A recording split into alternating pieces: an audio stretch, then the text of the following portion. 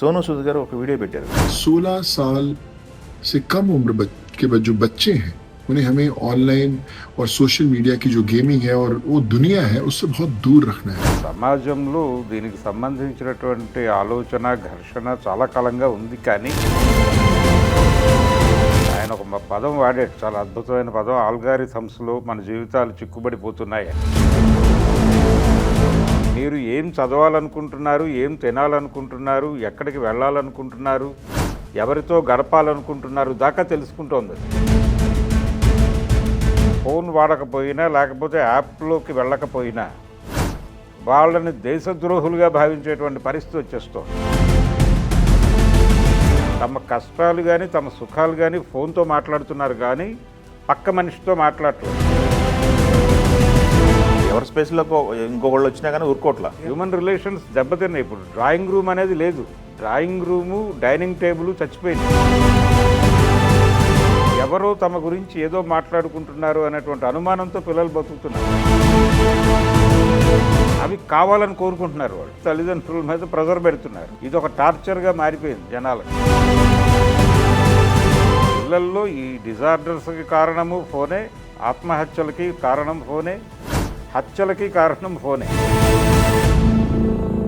భరద్వాజ గారు, ఇప్పుడు ఒక ఇంట్రెస్టింగ్ టాపిక్ నడుస్తుంది. సోనూ సూద్ గారు ఒక వీడియో పెట్టారు.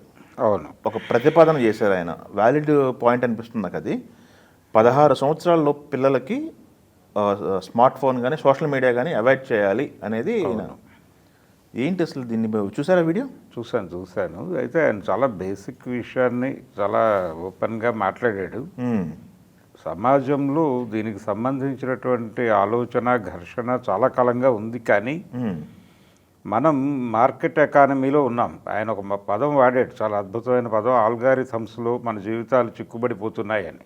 ఆల్గారిథమ్స్ అంటే ఈ ఆల్గారిథమ్స్లోకి మన జీవితాలు వెళ్ళిపోవడం అనేది మార్కెట్ మాయాజాలంలో భాగం. అది అంటే అసలు సోషల్ మీడియా ఉద్దేశమే ప్రజలు ఏమనుకుంటున్నారు, వాళ్ళ ఆలోచనలు ఏమిటంటే ఒక రకంగా బ్రెయిన్ని, ప్రతి ఒక్క మెదడుని తెలుసుకునే ప్రయత్నం అది. అంటే వీళ్ళ అవసరాలు, వీళ్ళు ఏం కావాలనుకుంటున్నారు అవన్నీ దాన్ని అడగటం మొదలు పెడతారు. అంటే వీళ్ళు ఏం కోరుకుంటున్నారు అనేది తెలిసిపోతుంది. మీ చేతిలో ఉన్నటువంటి ఫోన్కి మీరు ఏం చదవాలనుకుంటున్నారు, ఏం తినాలనుకుంటున్నారు, ఎక్కడికి వెళ్ళాలనుకుంటున్నారు, ఎవరితో గడపాలనుకుంటున్నారు దాకా తెలుసుకుంటోంది అది. అంటే యాప్ మూమెంట్ కూడా ట్రాక్ అవుతోంది. మీరు ఎవరికి డబ్బులు పంపిస్తున్నారు, వారు అసలు ఎవరు, వారెవరో వారికి తెలుసు, ఫోన్కు తెలుసు, గూగుల్కి తెలుసు. ఆ తెలిసిన వారికి వీరు డబ్బులు పంపిస్తున్నారంటే, లేకపోతే వారు వీరికి డబ్బులు పంపిస్తున్నారంటే ఈ మధ్య ఉన్నటువంటి రిలేషన్ ఏమిటో కూడా వారికి తెలుసు. అంటే మీకున్నటువంటి బలహీనతలు కూడా వాళ్ళకి తెలిసిపోతున్నాయి గూగుల్కి. కాబట్టి ఇలా మొత్తం ప్రపంచం అంతా వర్చువల్గా మారిపోయింది. ఆ మాట వాడాడు ఆయన, వర్చువల్ ప్రపంచంలో బతకటం నుంచి బయటకు రావాలి అని. ఇప్పుడు పరిస్థితి ఎలా తయారైందంటే, ఎవరైనా ఫోన్ వాడకపోయినా లేకపోతే యాప్లోకి వెళ్ళకపోయినా వాళ్ళని దేశద్రోహులుగా భావించేటువంటి పరిస్థితి వచ్చేస్తుంది. అంటే ఎలా మాట్లాడుతున్నారంటే వీళ్ళు ఏదో వాంటెడ్గా హైడ్ అవుతున్నారు ప్రపంచం నుంచి అనే పరిస్థితికి వచ్చేస్తోంది. అందుకని ఆయన చాలా వాల్యుబుల్ సజెషన్ చేశాడు. నిజానికి గవర్నమెంట్ పట్టించుకోవాల్సినటువంటి అవసరం ఉంది. ఇది పట్టించుకుని డెఫినెట్గా ఫోన్ల నుంచి జనాలని పక్కకు లాక్కురావాలి. ఫోన్ అనేది ఆల్టర్ ఈగోగా మారిపోయింది. అంటే ఫోనే నేను, నేనే ఫోనుగా మారిపోయినటువంటి ఒక విచిత్ర పరిస్థితి. అందుకని ఏది కావాలన్నా అక్కడే, ఎటువంటి విషయాన్ని తెలుసుకోవాలన్నా ఫోనే. దీంతో మీకు ఏం కావాలో వాళ్ళే చెప్తున్నారు, ఎక్కడ తినాలో వాళ్ళే చెప్తున్నారు. దీనివలన ఏమవుతుందంటే, ఒకటి తమ కష్టాలు కానీ తమ సుఖాలు కానీ ఫోన్తో మాట్లాడుతున్నారు, కానీ పక్క మనిషితో మాట్లాడట్లేదు. అసలు హ్యూమన్ రిలేషన్స్ పడిపోయినాయి. హ్యూమన్ రిలేషన్స్ దెబ్బతిన్నాయి. ఇప్పుడు డ్రాయింగ్ రూమ్ అనేది లేదు, డ్రాయింగ్ రూము డైనింగ్ టేబుల్ చచ్చిపోయినాయి.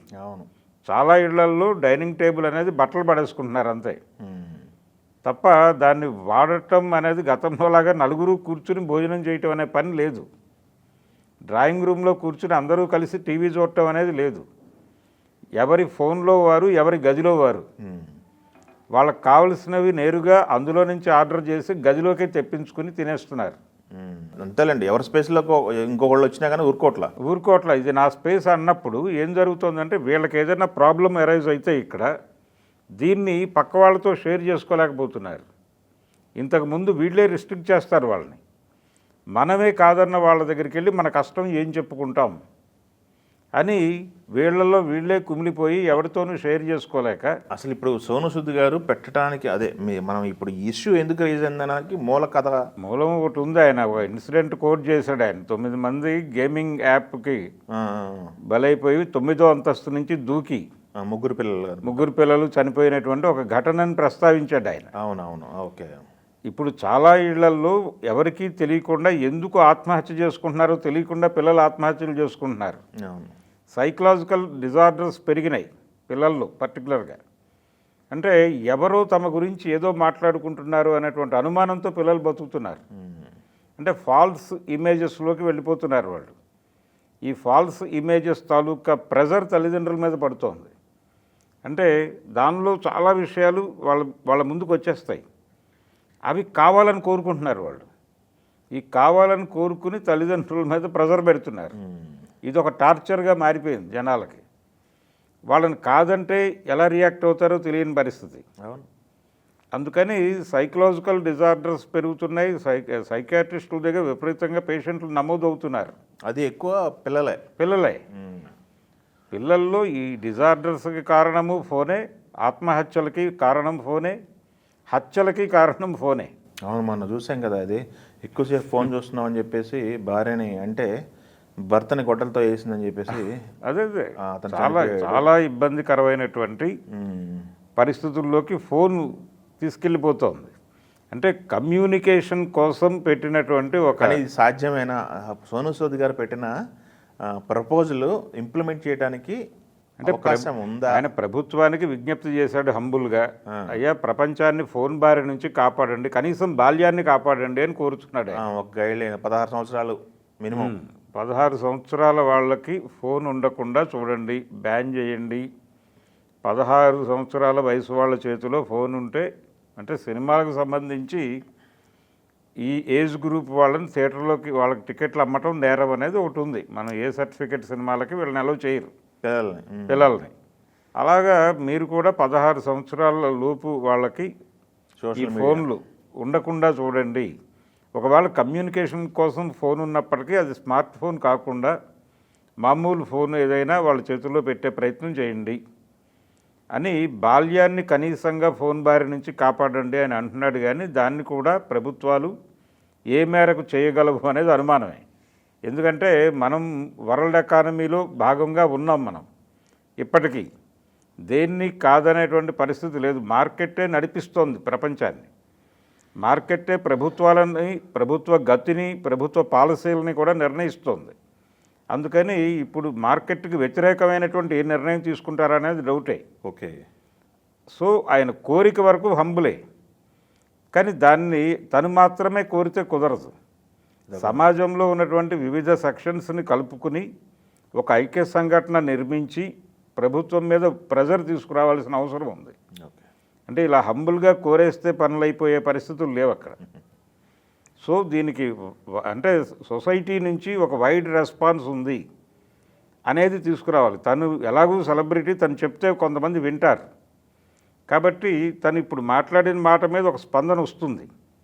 ఆయన ప్రతి ప్రాంతానికి వెళ్ళి తల్లిదండ్రులతో సమావేశాలు పెట్టి తనకి కుదిరిన టైంలో కొంత ఆర్గనైజ్ చేసి పేరెంట్స్ అసోసియేషన్స్ని, మహిళా సంఘాలని, ఇతర సంఘాలని కలుపుకుంటూ ఒక బ్రాడ్ దేశవ్యాప్తమైనటువంటి ఒక ఐక్య సంఘటన నిర్మించి సెంట్రల్ గవర్నమెంట్ మీద ఒక ప్రెజర్ తీసుకురాగలిగితే ఈ కోరిక నెరవేరే అవకాశం ఉండొచ్చు. చూద్దాం మరి దీనిపైన ఎలాంటి రియాక్షన్ వస్తుంది, అది ఎంత డిస్కషన్ అయింది అనేది చూడాలి. థ్యాంక్ యూ అండి.